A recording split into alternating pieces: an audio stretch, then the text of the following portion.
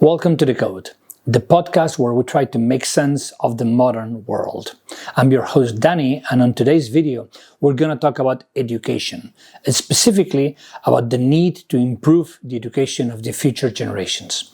Let's begin. What will be left of us when we die? Will it be our money, our assets? Will it be our objects and personal possessions? Will it be our achievements?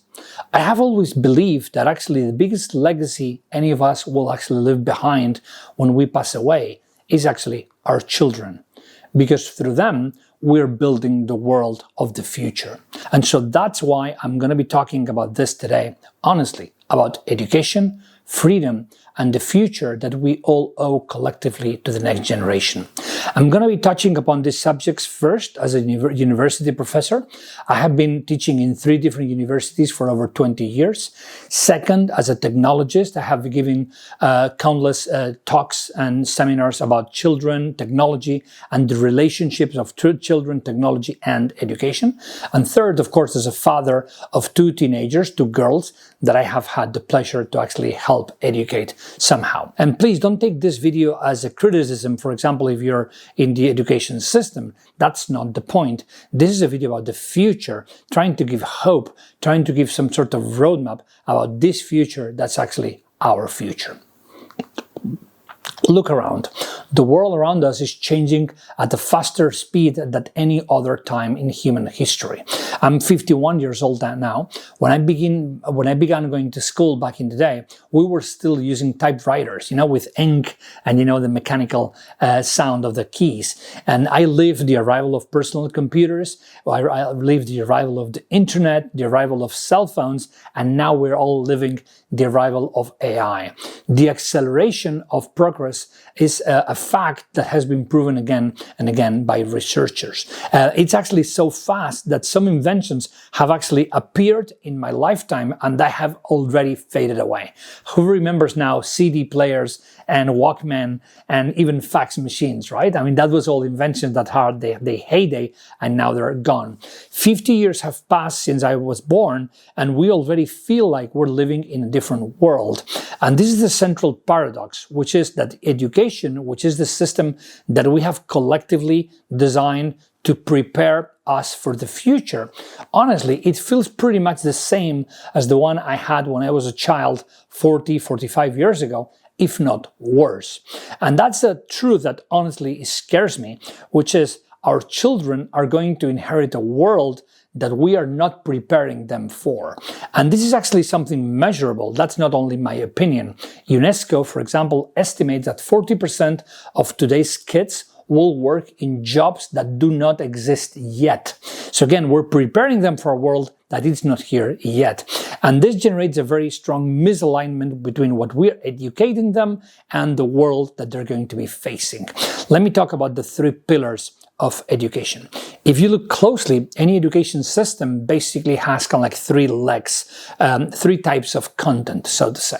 The first one is data. Data could be, dates and formulas and definitions, and, what's the date of independence of the US, and, what was the name of the last king of France. This is all data that we need to incorporate in our brain by education. This relies heavily on memory.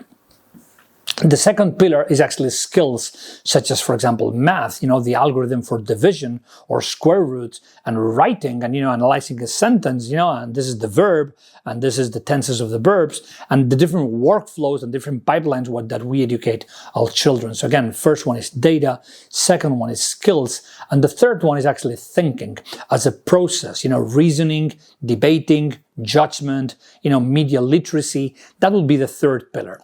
So again, here's a question that's actually a challenge that I'm going to pose to you. Again, data, skills, and thinking. Which one do you think is more important for our kids today? Don't say it, just keep it to yourself. I'm sure we will all agree. And then second question, which one do you think schools devote more time to? Is it data, is it skills, or is it thinking? I'm quite sure that most of you think that the most important skill is actually thinking, critical thinking, but that schools are actually devoting too much time to data. And that's a common thread when you talk to parents worldwide, which is as society becomes more complex, we need to shift resources away from data learning and towards thinking. Because if you think about it, learning data and learning facts makes less sense in an era of computers and Wikipedia and all that.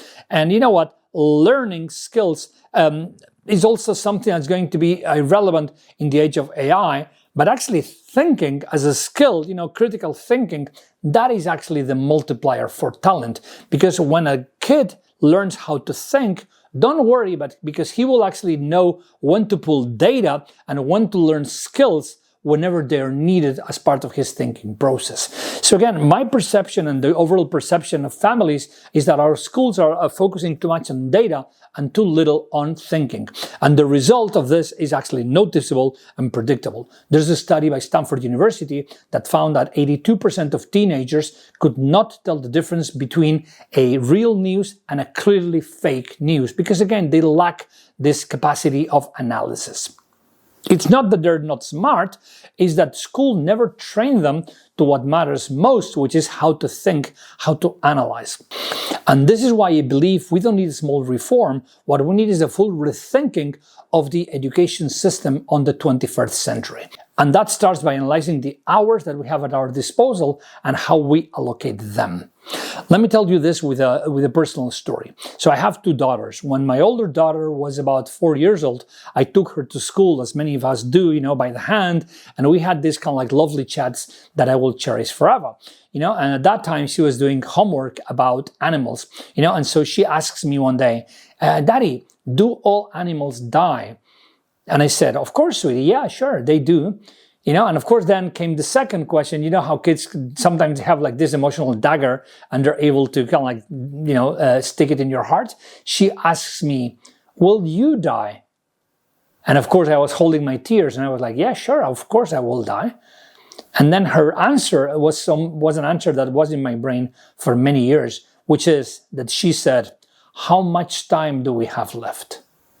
And that's something that we need to think a lot about, which is education is not an unlimited process. At the end of the day, it's a number of hours. So what we need to do is think, how much time do we have left and how to allocate that time in the best possible way? Let's do the math real quick. Let's say we have a kid that goes to school from age 6 to age 18, 5 days a week, let's say 6 hours a day, minus holidays. Let's take 2-3 months away from the numbers. And if you do the math, you'll realize that that generates a pool of around 15,000 hours, which is sure a lot, but it's 15,000 hours. It's not 30,000 or 60,000, it's 15,000 hours. That's the time we have to shape a young mind. And that's not really a curriculum, it's an investment we do as parents to actually educate our children, but also an investment that society actually is doing to create a new generation of citizens. If you think about it, it's the most useful time block in human life, because that's when your brain is formed and your perception of the world is created. And the uncomfortable part is that I believe we are not allocating those 15,000 hours with the requirements of the 21st century. When we begin mapping this as a budget, that you can allocate, and we say, math is going to take this chunk, writing is going to take this chunk, critical thinking should take this chunk, we immediately see something obvious, which is once you realize that the amount of hours is finite, some of the things we're teaching to our children don't deserve to be in that budget anymore, or they deserve a much smaller chunk because we need to free up hours for new skills such as critical thinking, as I was saying before. Our world is dynamic, and yet our education system seems like it's not evolving at the right pace. Let me ask you a question. Many of you guys watching most likely are parents, as I am. If you had to design the education system being aware of the 15,000 hours that I just told you, would you allocate the hours the way they're being allocated today? Most likely we will agree no, because what matters in 2025 is not so much what you know, because all information is at our fingertips. It's more about what you can do with what you know. Education has become an enabler of thinking, and that requires new skills such as critical thinking, creativity, expressing our ideas, debating the ideas of others, problem solving, digital literacy, empathy, and emotional intelligence. And again, we have 15,000 hours only. Are we devoting enough time to teaching these new skills that are so important in our current era? Consider this. Thinking is not something that's going to emerge magically. It needs to be taught like any other skill. And when thinking is not taught at schools, people become more vulnerable to misinformation, fear-based narratives, and low-quality decisions. And they're just stuck in this kind of loop that existed when I was a kid, and it still exists today, which is this loop of study, exam, take your grades, forget, and move on to the next course. But you're not really progressing as a person, you're just acquiring new data. Now I want to move on and talk about social media and its impact on the well-being and mental health of our children. And this is not opinion, this is just data. There's a study by Pew Research a couple of weeks ago that shows that 76% of US teenagers use YouTube daily and 61% use TikTok daily. That's already quite a lot, but it gets actually quite worse when you keep reading the report that says that 1 in every 5, that's 20% of teenagers, they admit they are on these platforms constantly during their waking hours. So again, 1 in every 5 American teenagers, they are constantly using YouTube or TikTok. We have never had a generation that has been so exposed to so much stimulation, so much emotional intensity, so much algorithmic pressure. And the consequences of this are becoming impossible to ignore. One of the countries that had led the charge against social media has been Australia. They have been publishing study after study in recent years showing record high levels of anxiety in teenagers, rising panic attacks, sleep and focus problems, and social media as the common thread of all these kind of stories of emotional distress. Of course, the consequence of that, the extreme consequence of that, is rising self-harm, body image issues, and of course, suicide problems. The findings are so alarming that actually this month of December, Australia enacted a world first. It was the first country in the world to do a blanket ban on social media for all minors under the age of 16. So accessing any sort of social media under the age of 16 in Australia is actually forbidden. And there's heavy fines for the platforms such as TikTok, Instagram, etc. if they don't impose really serious controls to avoid teenagers and young kids from entering social media. And that's not because of some sort of boomer hysteria. No, this is not older people complaining about the modern world. No, there's measurable harm to mental health, to emotional development, and to attention stability. I'm lucky enough to be a technologist, so I don't have this problem myself because, again, I'm well educated in technology, so I can give some access to social media to my daughters. But it's a well-known fact that, of course, not all parents are as educated in terms of technology as I am. And, of course, most of these parents are actually struggling controlling that. And why is this happening? Well, because children are being forced into an environment, the environment of social media, that their brains are not ready for. Algorithms, they hijack attention, they create dopamine loops, they amplify anxiety, they reward outrage, and they push emotional content faster than kids can process it. So in a nutshell, what they're doing is they're breaking self-control in the age where self-control is trying to be built by us, their parents and their professors. And while parents are actually trying to teach their kids discipline and restraint and self-control, an algorithm is actually kidnapping their willpower for monetary gain. And while school is actually trying to prepare them for algebra and math and, different subjects, the algorithm is flooding them with distractions. We as adults know this well because we're also struggling with social media, but at least we're older, we're better prepared. We understand, and children don't, how attention is captured, how the emotional manipulation tactics works, how to analyze from a critical standpoint digital content. Researchers call today's teenagers a generation living in a constant state of emotional overheating. And that is the question we finally need to face. It's a double part question. First question, do we agree as parents that social media is actually harming our children, not bringing any benefit in return? That's the first question I want you guys to ask. And if the answer is yes, then why are we not taking any measures around it? Such as a ban or strict limitations in terms of times to use, etc. on social media and children. Ask yourself these two questions. Do you think social media are harming our children? And if you do believe that, what should we do about it? Because again, remember this, of course we ban alcohol to children, we ban, gambling and tobacco to children. We protect children because that's what we should do as a society, right?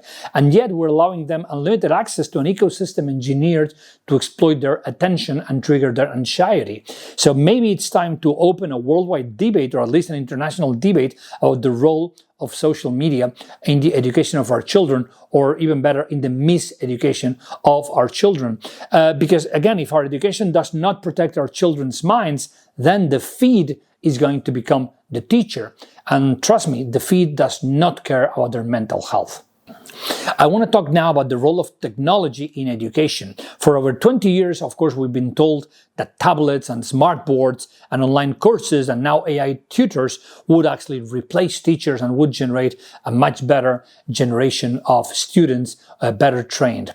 But the evidence is overwhelming, which is children learn better when they're taught by people, not by machines. And I'm not the one saying this. For example, there's a report from 2019 from the OECD showing that classrooms with heavy digital use, such as, these shared blackboards and etc., they had worse reading scores and lower concentration levels. There's a second report by UNESCO 2023 that concluded, and I quote, "No consistent evidence that classroom technology improves learning outcomes." There's another study by Stanford University that showed that remote learning found that students retained less knowledge and stood motivated for shorter amount of times as compared with physical classes. And that there's a reason behind that. Remember this, I have been a professor most of my life. The reason is that actually learning is not information delivery. It's not like sending a letter. Learning is actually a human-to-human relationship. Somebody has a skill or a knowledge, and that somebody is going to transfer that skill to another person, which we call a student. A computer is not able to sense confusion or boredom. It cannot read body language. It cannot adjust the pacing or the tone. It cannot adapt to say, Michael prefers things being told this way, and Jessica needs things to be told this other way. It cannot inspire. It cannot actually generate this sense of effort or moral curiosity. Screens and education rely on two very different systems. Screens run on dopamine, the neurotransmitter, and education runs on empathy, which is something completely different. Empathy is what makes a professor, a well-trained professor, find a way to break into the brain and the mind of a student to actually teach something that the student is actually not learning. I have never believed in the role of dopamine in education. And remember this, I am a professor with 24 years of experience teaching students at the university level, and I'm also a video game designer, so trust me, I think I know quite a bit about education and quite a bit about entertainment. These two processes are very different. When education runs on dopamine, what happens is that in all these gamified apps, like Duolingo and all this kind of stuff, what we're doing is we're seeking the hit, we're seeking the reward, we're seeking the spike of pleasure that the reward generates. We're not seeking the lesson. And that's why there's no single paper out there, and trust me, I have read all the literature available showing about the effectiveness of gamified learning. What they will always say is that they will disguise the results by saying, students enjoy more our platform. Of course they enjoy it more. It's a game. It's meant to be enjoyed. But the question is not if they're enjoying it more, if they are learning better. Do people learn better with Duolingo? Just to give an example, as compared with an English professor teaching you face to face. The data is not there.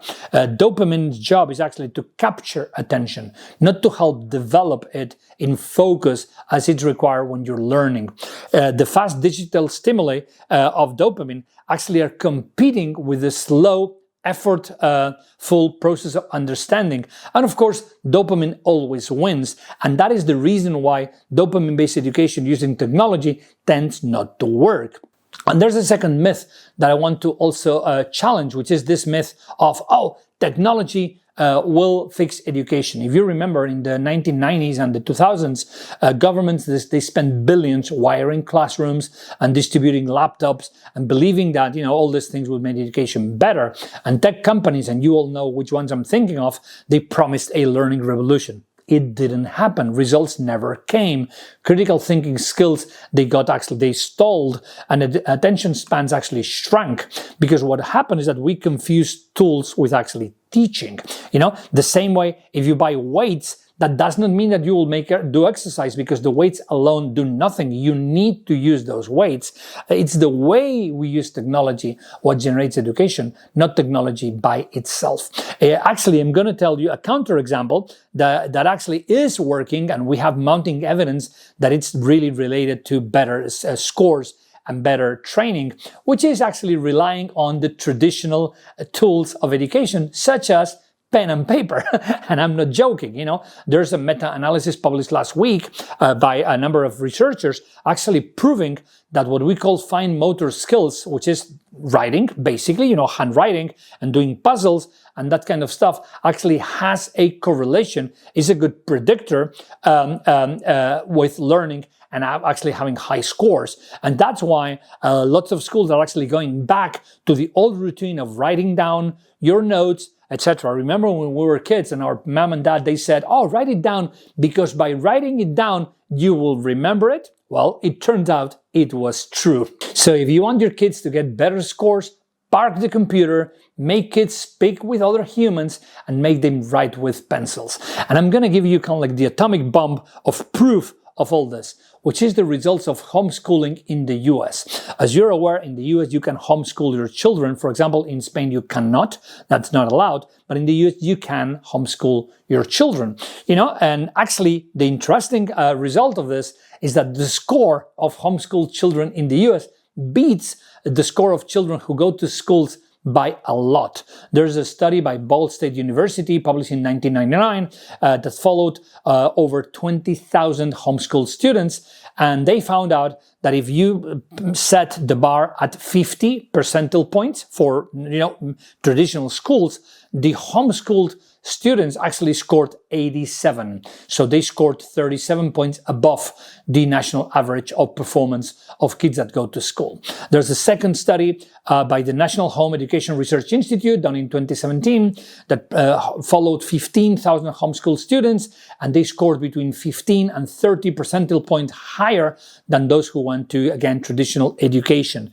And here's the remarkable part. Homeschooled children, of course, they do not outperform kids in schools because they have better technology. No, it's because they have access to something that they can take for granted and is actually priceless, which is their parents as professors. So that brings more human attention, more care, more emotional safety, more flexibility and adaptability, and less screen exposure. So let me repeat this clearly.